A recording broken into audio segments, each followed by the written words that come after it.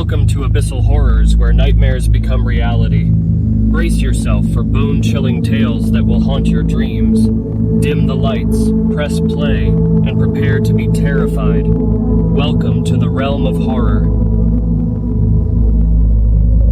As a visitor to Castringham Hall in Suffolk, I found the place almost unchanged from the days when our story took place. The beautiful old house with its gardens and lake still stood, but there was one notable absence. The ash tree that used to proudly tower in front of the house, its branches almost touching the walls. It all started in 1690, with the presence of a strange and lonely old woman named Mrs. Mothersole. She was believed to be a witch and was found guilty of her alleged crimes. Sir Matthew Fell, the owner of Castringham Hall at the time, recounted how Mrs. Mothersole would climb into the ash tree outside his bedroom every time there was a full moon. He claimed she carried a peculiar knife and would talk to herself. Curiosity got the better of him, and he once followed her home, but she mysteriously vanished. When he knocked on her door, she appeared downstairs in her nightclothes, looking drowsy. Both Sir Matthew and the villagers concluded that she must have been practicing magic, leading to her execution. In her final moments, she fought and shouted, leaving behind her cryptic words, "There will be guests at the hall." Following the hanging, Sir Matthew was plagued by feelings of unease and guilt. He confided in his friend, the vicar, sharing his worries. Seeking reassurance, Sir Matthew hoped to hear that he had done the right thing. The wise vicar obliged, affirming that Mrs. Mothersole was undoubtedly a dangerous woman. Sir Matthew felt somewhat relieved by the vicar's words. That evening, as the full moon illuminated the night sky, Sir Matthew and the vicar strolled through the gardens of Castringham Hall. On their way back to the house, Sir Matthew pointed out something astonishing, a peculiar creature scurrying down the ash tree. It appeared to be an animal, but its movements were strange and unfamiliar. The vicar caught only a brief glimpse of it, but he thought he saw more than 4 legs. Perplexed, he dismissed it as fatigue, reminding himself that no known animal possessed more than 4 limbs.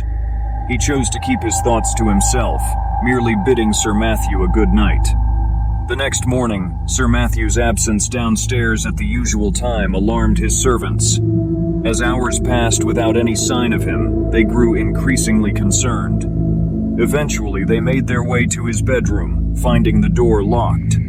After multiple attempts to elicit a response, they resorted to breaking down the door. Their worst fears were confirmed. Sir Matthew lay lifeless on the bed, his body completely black. There were no visible wounds or marks, and the room appeared undisturbed, except for the wide-open window. The servants suspected poison initially, but the doctor found no evidence to support that theory, leaving Sir Matthew's death shrouded in mystery. Upon hearing the news, the vicar hurried to Castringham Hall, eager to learn the doctor's opinion. While waiting, he noticed Sir Matthew's Bible lying on a table next to the deceased. Curiosity piqued, he picked it up and opened it, landing on the book of Luke, chapter 8. The words that greeted his eyes were haunting. "Cut it down." The vicar couldn't help but recall Sir Matthew's earlier encounter with Mrs. Mothersole and her peculiar relationship with the ash tree. In response, the servants locked Sir Matthew's room that day, and it remained sealed for the next 4 decades. However, after 40 years had passed, Sir Richard Fell, Sir Matthew's grandson, took up residence in Castringham Hall. Sir Richard had a penchant for spending money, particularly on renovating parts of the hall. He also decided to expand the local church, intending to provide his family with a grand new seat in the newly constructed section. As part of the construction work, several graves in the graveyard had to be relocated, including the resting place of Mrs. Mothersole, the witch who had set this tale in motion. The villagers eagerly anticipated the opening of her grave, and a crowd gathered to witness the event. However, their excitement turned to astonishment as they discovered the grave empty. No body, no bones, no trace of dust. Around the same time, Sir Richard's sleep took a turn for the worse. The wind caused his fire to smoke, the curtains rustled disturbingly, and the eastern-facing room allowed the sun to disrupt his early morning slumber. One morning, fed up with his restless nights, he sought his servant's assistance in finding a better room. Together, they embarked on a tour of the house, evaluating each room. However, every room seemed flawed, either too cold, too noisy, or facing the wrong direction. Finally, they arrived outside his grandfather's old room. Despite his servant's warnings of the room's ill reputation and its proximity to the ill-fated ash tree, Sir Richard paid no heed. He unlocked the door and stepped inside, declaring that there was nothing unusual about it. Opening the window to let in some fresh air, Sir Richard turned his attention to the view outside. As he gazed at the ash tree, a feeling of unease crept over him. The tree seemed different, almost menacing in its appearance. Its branches twisted and contorted, extending towards the house as if reaching out for something.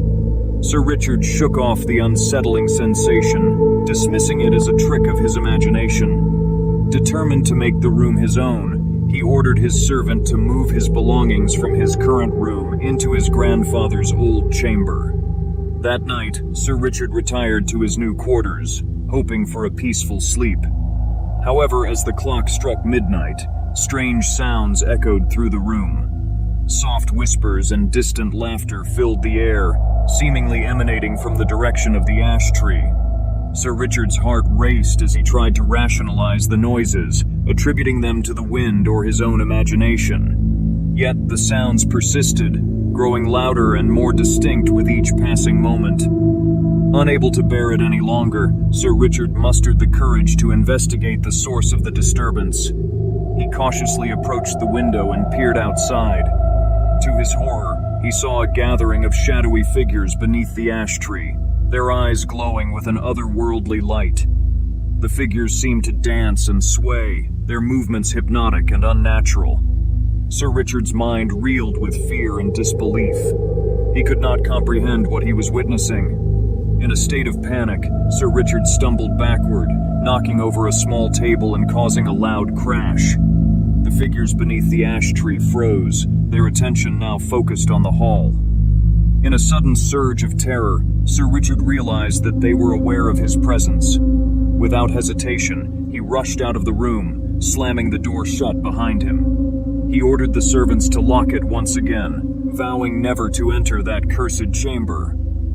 From that day forward, the room remained sealed, its dark secrets hidden behind the locked door.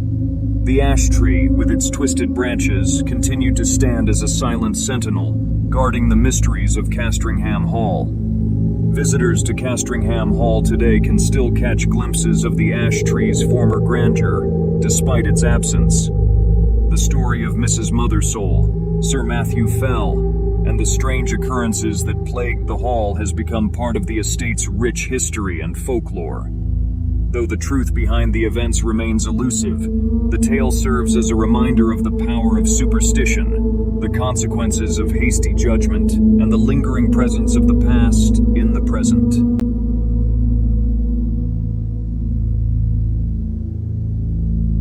Her name was Elisa Lam, and her tale unfolded within the infamous Cecil Hotel in Los Angeles. From the depths of a haunting past, she recounted the eerie circumstances surrounding her untimely demise.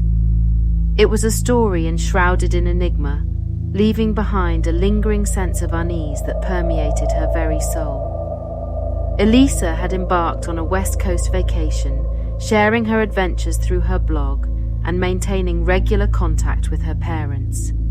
However, on that ill-fated day of January 31st, 2013, all communication abruptly ceased, sparking concern among her loved ones and prompting authorities to launch a frantic search for her whereabouts. It was during this investigation that a chilling piece of evidence emerged: surveillance footage from the hotel's elevator. The video showed Elisa behaving erratically, engaging in peculiar conversations with invisible entities, and engaging in inexplicable actions.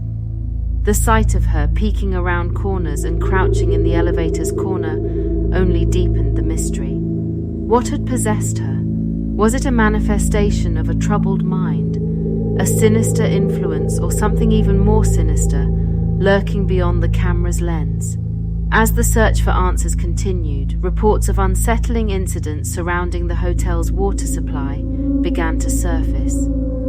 Guests shared disturbing accounts of black water flowing from their taps, accompanied by a repulsive, indescribable taste. Little did they know, these disturbances were merely a glimpse into the horrifying events that transpired within the depths of the Cecil Hotel. Whispers and rumors spread like wildfire, further fueling the already macabre atmosphere surrounding the hotel. Some believed it to be a hotbed of paranormal activity, with restless spirits wandering its halls. Others spoke in hushed tones about secret rituals and occult practices conducted within its walls, invoking dark forces that defied comprehension. Reality and nightmare became intertwined, casting a foreboding shadow over the truth. Then, on the morning of February 19th, an employee ventured to the hotel's rooftop, drawn by an unsettling intuition. Climbing a ladder, they made a horrifying discovery: Elisa's decomposing, unclothed body floating within one of the water storage tanks. The shock of the find reverberated through the community, leaving everyone grappling with the bizarre circumstances surrounding her death. The subsequent autopsy report yielded no evidence of foul play, intensifying the mystery surrounding Elisa's demise. How had she ended up in that water tank? What had driven her to such a tragic end? These questions echoed in the minds of investigators and the public alike, giving rise to intense speculation and chilling theories. Some suggested that Elisa had fallen victim to a malevolent presence within the hotel, a sinister spirit preying upon unsuspecting guests.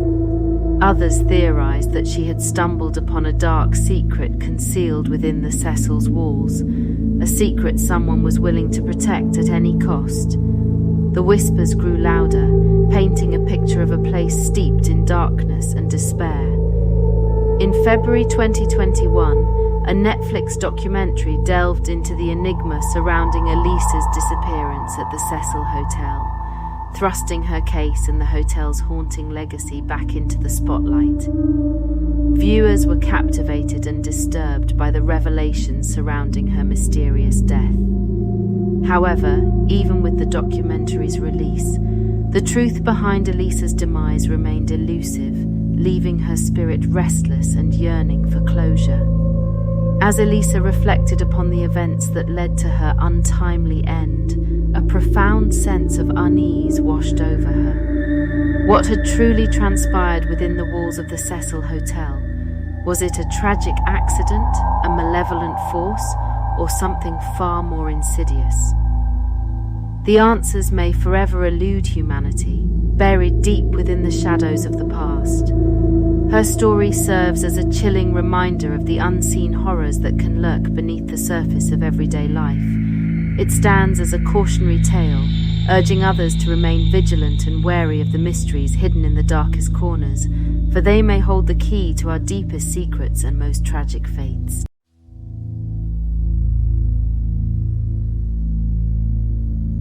My name is Kennedy Ife, and my tale is a chilling and surreal odyssey that unfolded in the mundane comfort of my own home in August 2016. It began innocuously enough, with a sharp, inexplicable pain in my throat. Little did I know this was the harbinger of a series of distressing and inexplicable changes that would consume me, taking me to the precipice of a harrowing abyss. What began as a mere physical discomfort soon morphed into an uncontrolled rage, a primal aggression that seemed to bubble up from the darkest recesses of my soul. The transformation was sudden and drastic. One horrific day, under the sway of this malevolent force, I bit my own father, an act of violence that sent shockwaves through my family. The pain in my throat intensified and horrifying delusions plagued my mind. Visions of a malevolent python slithering within my body, ready to devour my essence, haunted my waking hours. My family, desperate and frightened, believed that I was under the grip of an evil spirit, a demonic entity that sought to destroy me from within. In a desperate attempt to save me, they decided to take matters into their own hands.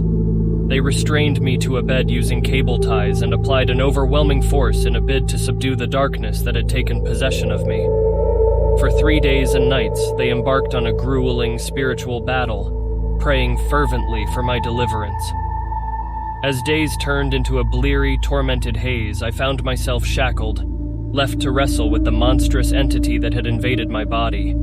The absence of medical intervention took its toll, and I was rapidly succumbing to the terrors of dehydration and suffocation. Recognizing the severity of the situation, my brother Colin made a desperate call to emergency services. But fate had other plans. At 10:17 a.m., on that fateful day, I was declared dead. My passing sent shockwaves through the community, and my family was thrust into the harsh glare of suspicion and legal scrutiny. In their desperate attempt to save me, they found themselves accused of heinous crimes, including manslaughter, false imprisonment, and causing or allowing the death of a vulnerable adult. The courtroom turned into a battlefield where the line between truth and perception blurred. My father, Kenneth Ife, stood strong, defending his actions. He explained that his instructions to my brothers to employ overwhelming force were born out of a desperate need to protect me and others from the harm I could inflict in my altered state. He vehemently denied any involvement in cults, occults, or secret societies, refuting any insinuation that such affiliations played a role in my demise. After 4 days of intense deliberation, the jury reached its verdict.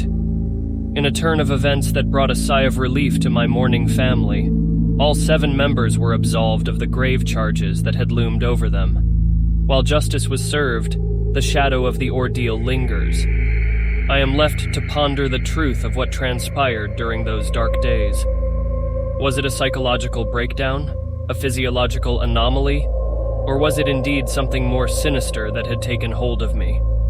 These questions haunt my memory, a chilling reminder of the tragedy that unfolded within my home's walls. My family's harrowing journey serves as a grim testament to the complexities of human nature and the extreme measures we resort to when faced with the inexplicable or the supernatural. It is a stark reminder that even with the best of intentions, we must tread carefully, lest we find ourselves ensnared in a web of darkness that veers us off the path of reason and plunges us into an abyss of nightmares.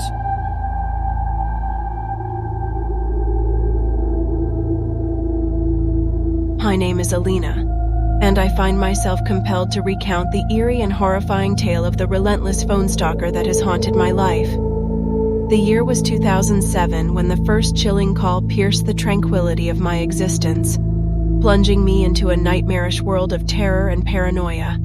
It began innocently enough, with strange calls arriving at all hours of the night, bringing with them spine-chilling death threats aimed at my family. Knock, knock. The voice on the other end, distorted and scratchy, possessed an uncanny knowledge of our every move, as if watching our every step with malicious intent.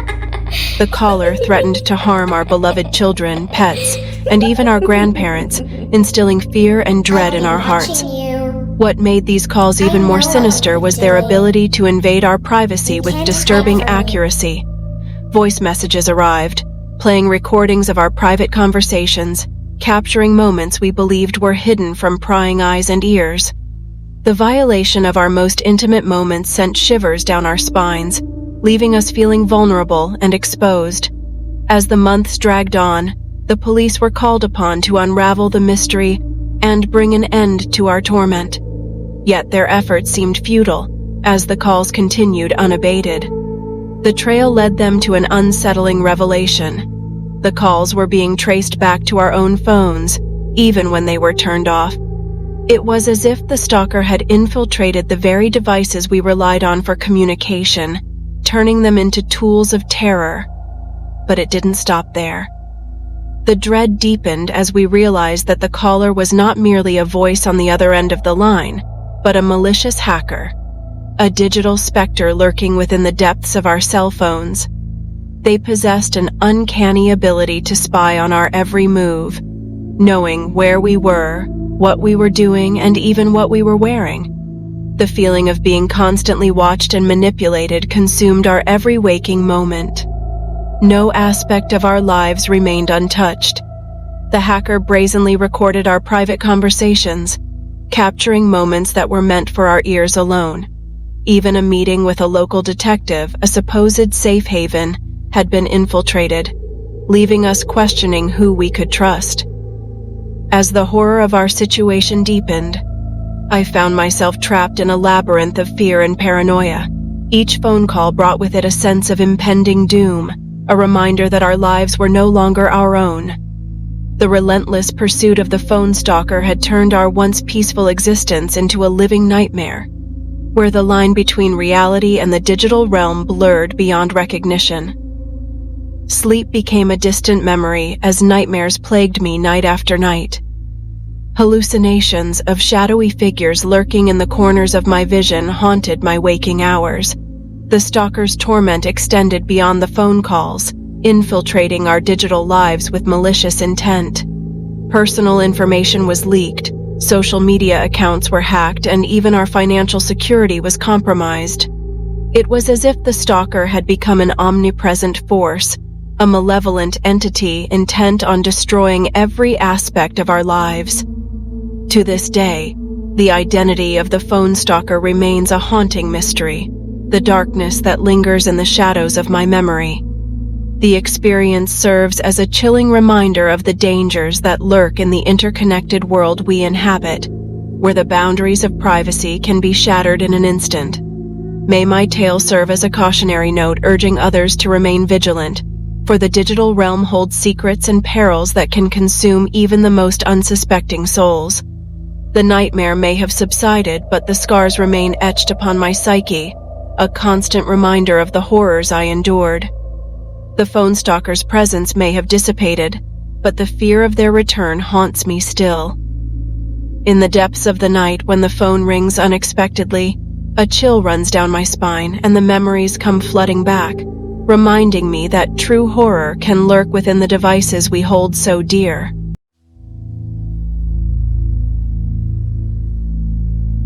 My name is Sarah Thompson, and it is with a heavy heart and trembling hands that I recount the horrifying ordeal my family endured at the hands of the sinister entity known as the Watcher. What began as an idyllic move into our dream home quickly descended into a nightmare beyond our worst imaginings.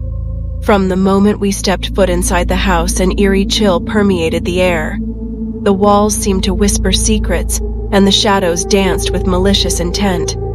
But we brushed off these initial feelings as mere figments of an overactive imagination, eager to settle into our new haven. It started innocently enough, with a note slipped under our front door. The paper was yellowed and brittle, the ink faded with time. It bore a simple message: "I see you." At first we dismissed it as a prank, a neighbor's twisted attempt at humor. But as the days wore on, the notes multiplied, each one growing more sinister and detailed.